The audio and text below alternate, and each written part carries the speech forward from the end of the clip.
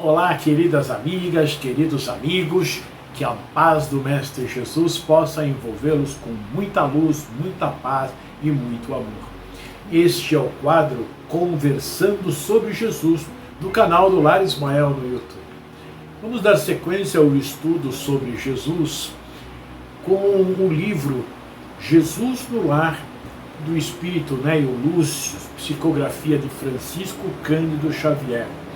É um momento muito especial esse que Neio Lúcio nos traz, porque foi o momento em que Jesus institui o Evangelho no lar, na casa de Simão Pedro.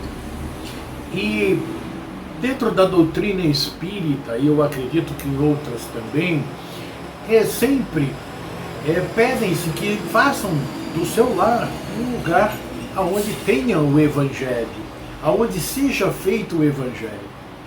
E nós, da doutrina espírita, convocamos sempre aqueles que estão adentrando a doutrina para que crie esse hábito extremamente saudável de reunir a família num dia determinado, em uma hora determinada da semana, para que se faça de forma muito simples, uma prece junto com seus familiares, agradecendo a oportunidade de estar ali, pedindo a Deus paz, amor, equilíbrio, compreensão, e que a gente possa entender a página que vai ser lida. Terminada a prece, a gente faz uma leitura, nós espíritas, do livro o Evangelho segundo o Espiritismo. E outras religiões vão utilizar a Bíblia ou um livro que seja da sua religião.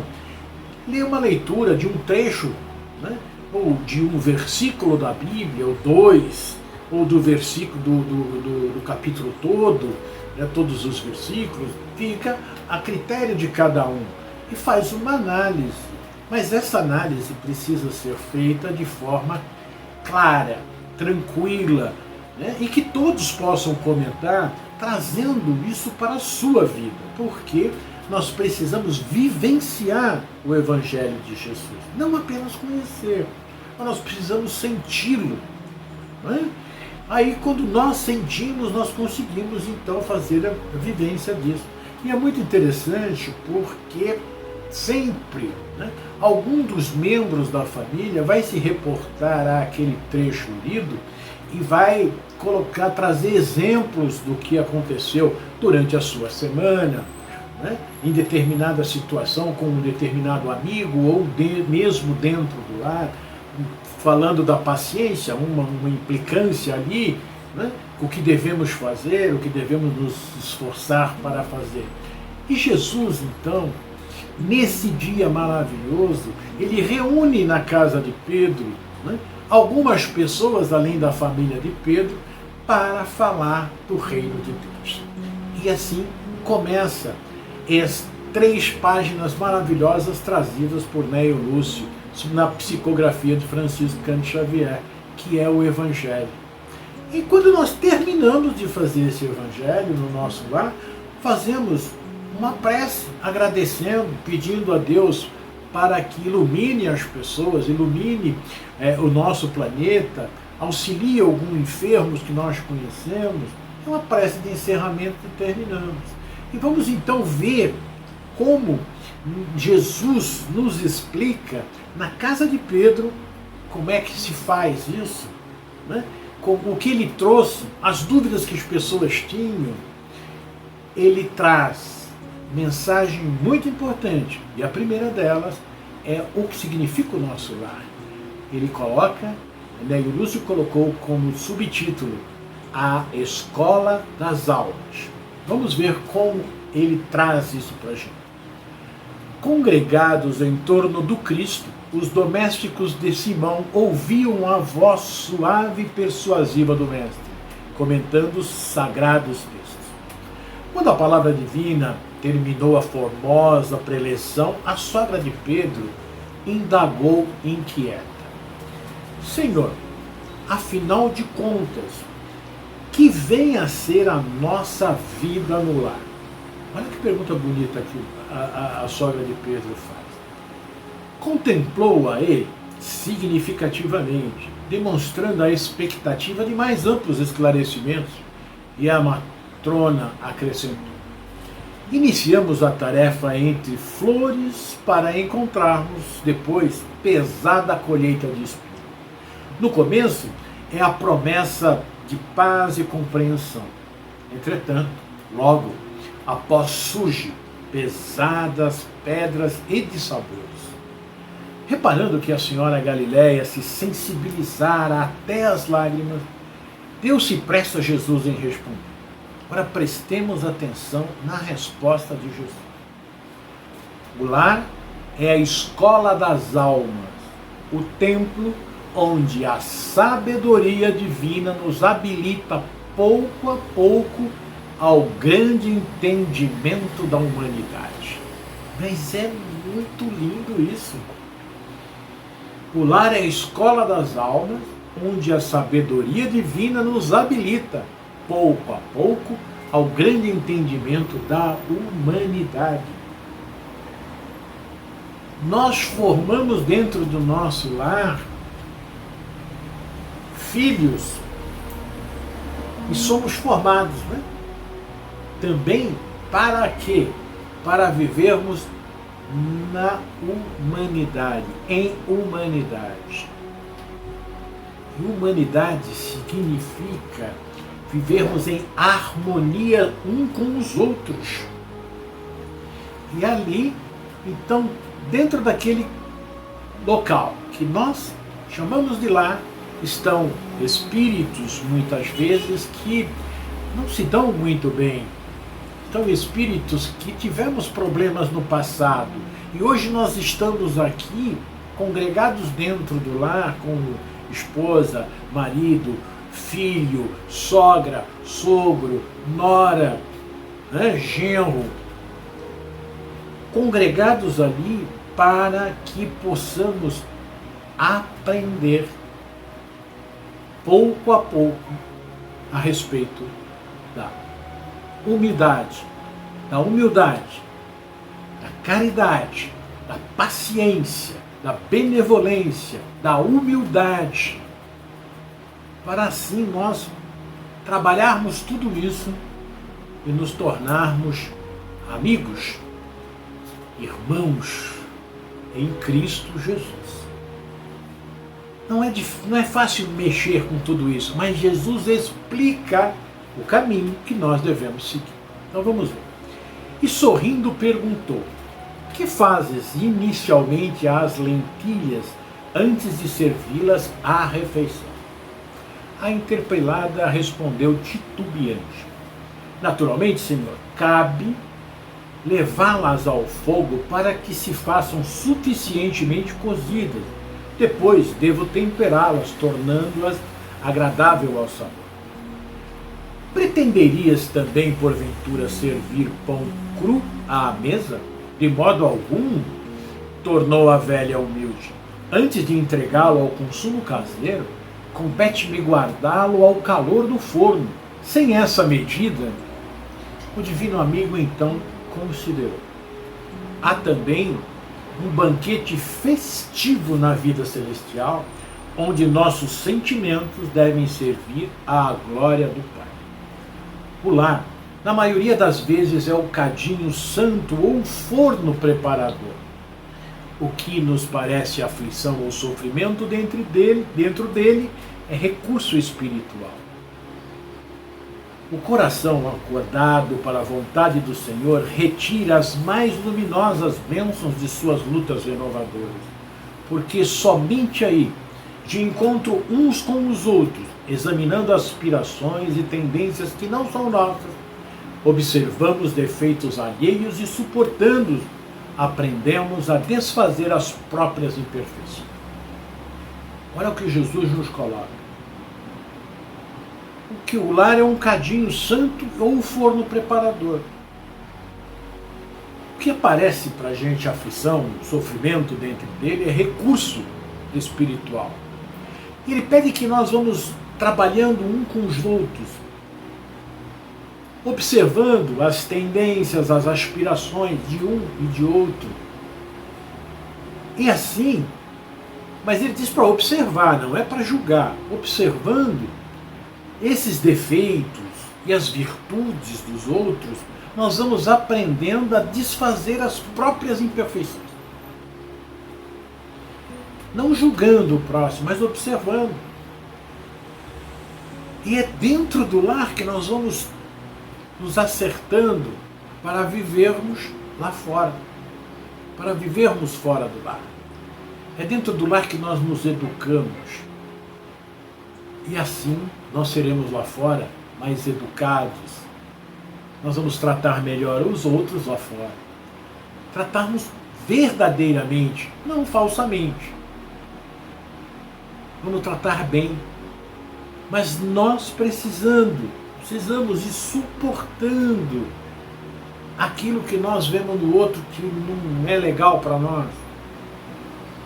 Mas nesse momento precisamos trabalhar isso, porque ele diz que esses momentos de sofrimento e de dor são recursos para que nós possamos trabalhar para melhorar os nossos espíritos, crescermos moralmente. Então o lar é algo maravilhoso que Deus criou para todos nós. E ele continua. Dá um exemplo muito interessante agora, que ele diz assim: nunca notou a rapidez da existência de um homem? Como é curta a vida? A vida carnal é idêntica à flor da erva. Pela manhã emite perfume, à noite desaparece. O lar é um curso ligeiro para a fraternidade que desfrutaremos na vida eterna. Então, em contato com aqueles nossos irmãos que nós estamos hoje, seguindo as ordenações da lei de Deus do amar ao próximo como a si mesmo, ele vai ser um curso rápido de fraternidade. Se eu consigo, eu não gosto do meu irmão, mas naquele momento eu vou parar para ver quem é esse meu irmão. Eu vou procurar ver que ele não tem só os defeitos que eu acho, ele também tem virtudes. Eu vou começar a ver que eu também tenho defeitos, embora também tenha virtudes. E que nós vamos poder ali então trocar experiências, e nós dois vamos ganhar com isso. Eu vou ser mais fraterno, mais amigo, vou ser mais companheiro da minha esposa, ela vai ser mais minha companheira, e assim nós vamos conseguindo acertar o nosso passo e vamos criando um ambiente extremamente fraterno.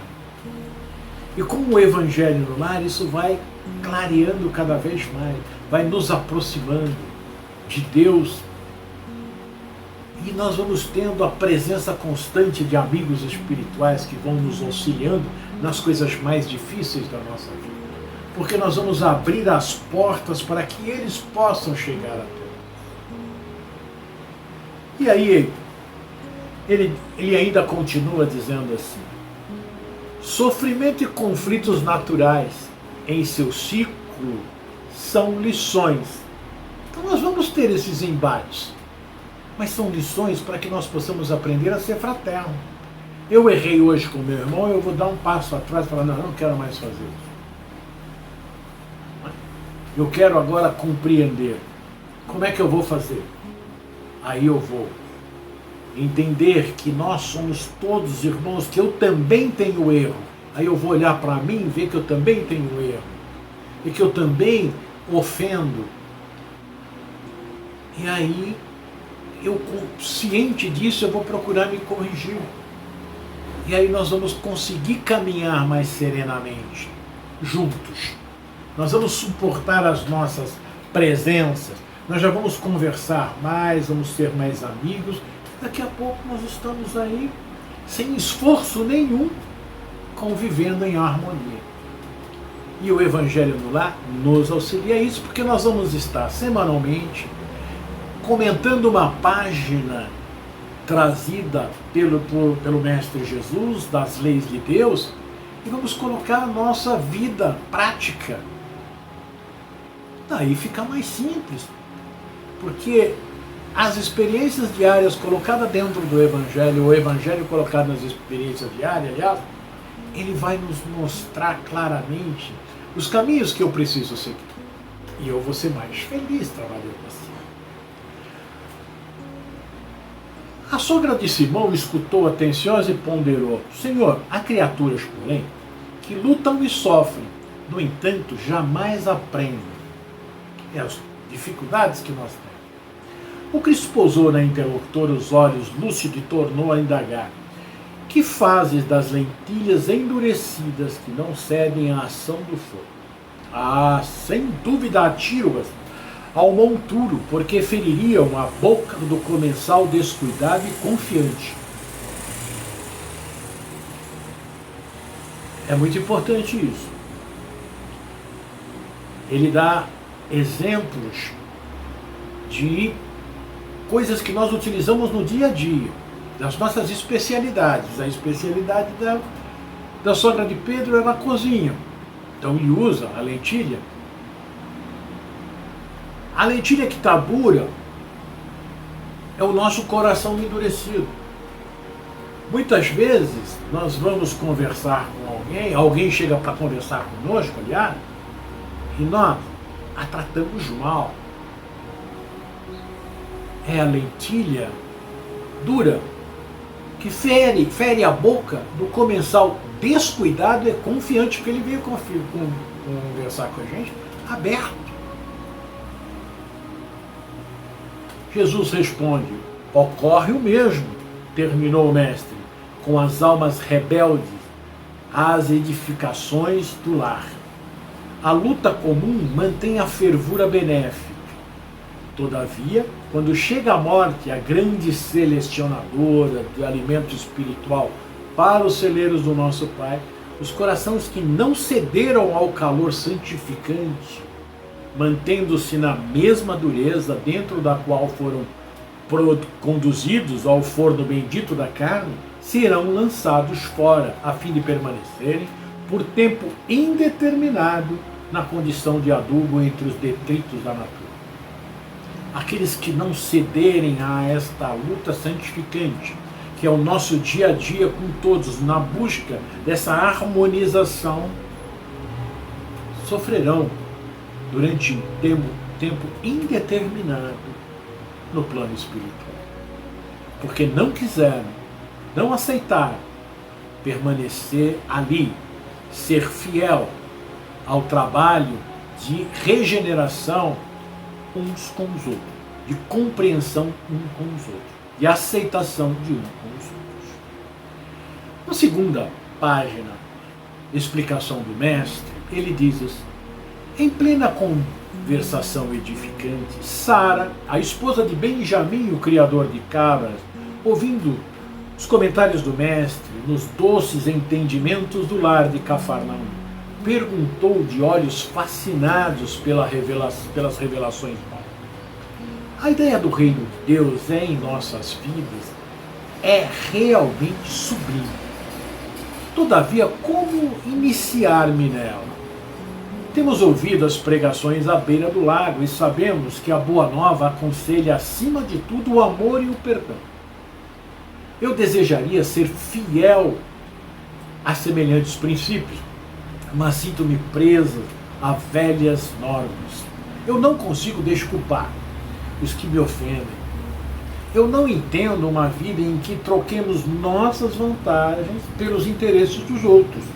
Eu sou apegado aos meus bens e ciumenta de tudo que aceito como sendo propriedade minha. A dama confessava-se com simplicidade, não obstante o sorriso desapontado de quem quer encontrar obstáculos quase invencíveis. A dificuldade dela, mas eu achei muito bonito isso, porque ela foi autêntica, ela foi sincera, expondo aos mestres as suas necessidades.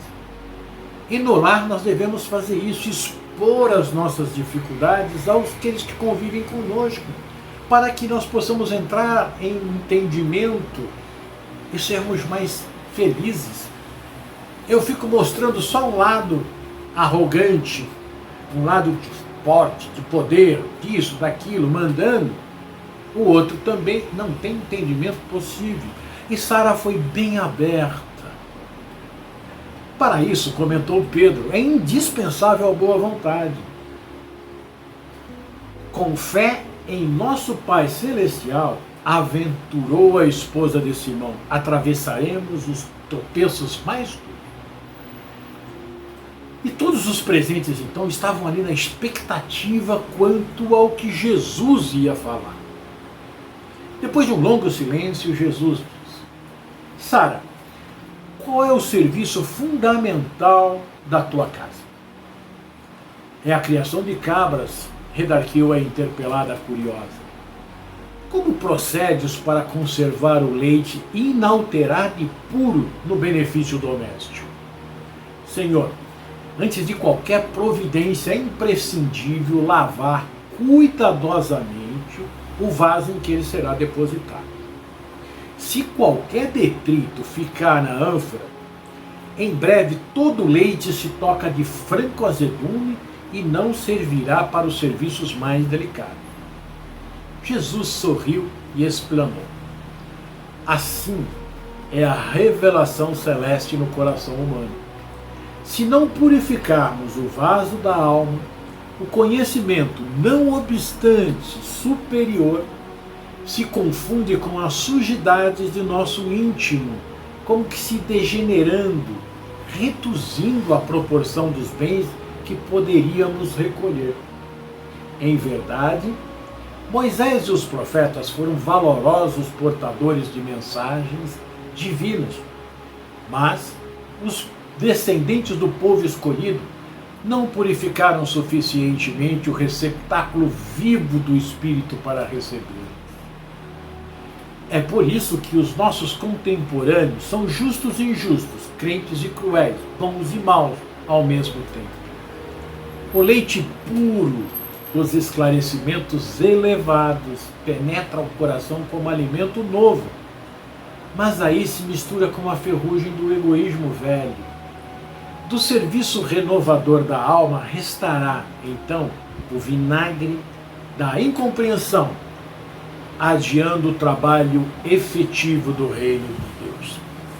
A pequena assembleia na sala de Pedro recebia a lição sublime e singela comovidamente, sem qualquer interferência verbal. O mestre, porém, levantando-se com discrição e humildade, afagou os cabelos da senhora que o interpelara e concluiu generoso: o orvalho, um lírio alvo, é diamante celeste, mas na poeira da estrada é gota lamacenta. Não te esqueça dessa verdade simples e clara da natureza. Vejam que os ensinamentos que nós recebemos, eles são puros. Então devem entrar dentro de um vaso limpo, porque senão ele não vai ficar bom. Ele vai ficar impuro. Eu não vou ter proveito desse ensinamento. Eu vou achar ele muito bom, muito bonito. Mas como os meus conceitos anteriores eram conceitos férreos, né, arraigados a tradições antigas, eu os aceito naquele momento, mas no meu dia a dia ele não casa. Então eu vou atrasar a construção do reino de Deus dentro do meu coração. Porque eu não consigo colocar as lições que o mestre traz no meu dia a dia. Eu acho ele muito, muito bonito para os outros, mas não para mim. Eu tenho dificuldade em colocar. Mas eu preciso colocar esses ensinamentos na minha vida para ser mais feliz. E vou. Quando eu digo nós. Todos nós iremos colocar. E Jesus então mostra para Sara que é importante limpar o coração para poder receber a mensagem divina. e colocá-la em prática. E ele tem ainda uma página que Jesus nos explica nesta mesma noite da inauguração do Evangelho no Lar, na casa de Simão Pedro, que é a lição da semente. Diante da perplexidade dos ouvintes, falou Jesus convincente: é verdade, é muito difícil vencer os aflitivos cuidados da vida humana. Para onde se voltem nossos olhos, encontramos a guerra, a incompreensão, a injustiça e o sofrimento. No templo, que é o lar do Senhor, comparecem o orgulhoso e a vaidade nos ricos, o ódio e a revolta nos pobres. Nem sempre é possível trazer o coração puro e limpo como seria de desejar, porque há espinheiros, lamaçais e serpente que nos rodeiam. Entretanto, a ideia do reino divino é assim como a semente minúscula do trigo. Quase imperceptível, é lançada à terra, suportando-lhe o peso e os detritos. Mas se germina, a pressão e as impurezas do solo não lhe paralisam a marcha. Atravessa o chão escuro e, embora dele retire grande parte o próprio alimento, o seu impulso de procurar a luz de cima é dominante. Essa ideia que Jesus nos mostra aqui, da semente de trigo na terra, ela é fantástica, porque somos nós a semente de trigo. Nós estamos ali, né? Nós somos lançados à terra, suportamos o peso dos detritos da terra. Mas quando nós germinamos, nós fazemos uma pressão, e essa pressão e a impureza do solo não paralisam, nós começamos a irmos em direção à luz. Quando compreendemos aquilo que Jesus nos trouxe, os seus ensinamentos. E aí nós saímos marchando, rasgando a terra em direção à luz. Então atravessamos todo aquele chão. E o que é o chão? O chão é o egoísmo e o orgulho arraigado em mim, que fazem com que todos os vícios surjam na minha vida. E eu preciso ir vencendo tudo isso. E eu vou, quando tenho convicção plena, eu vou rasgando tudo isso, tirando todos esses vícios, todas essas impurezas do meu espírito, e vou incorporando as lições que o Cristo nos trouxe e vou subindo para a luz. E esse impulso, ele é dominante. É a alegria que tiveram os primeiros cristãos ao conhecer aquilo que Jesus trouxe sobre as bem-aventuranças. A sua mensagem fez eclodir em seu ser a disposição para crescer, para subir. Desde então, haja sol ou chuva, faça dia ou noite, trabalha sem cessar no próprio crescimento e nessa ânsia de subir, frutifica para o bem de todos.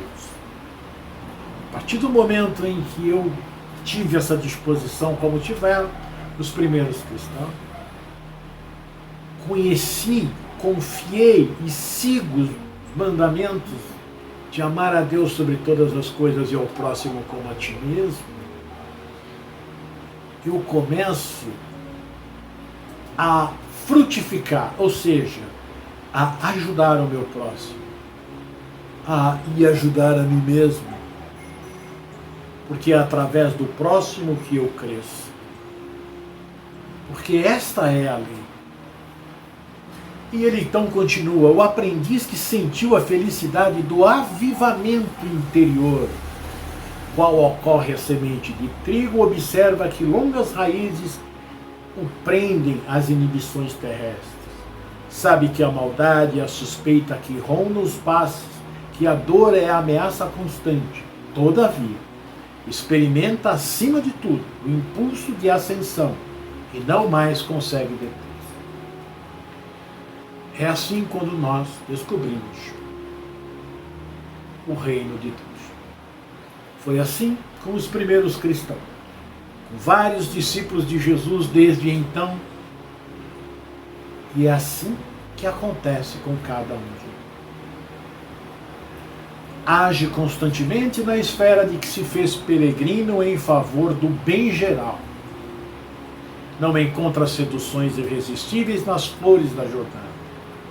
O reencontro com a divindade de que se reconhece venturoso herdeiro constitui-lhe objetivo imutável e não mais descansa na marcha, como se uma luz consumidora e ardente lhe torturasse o coração.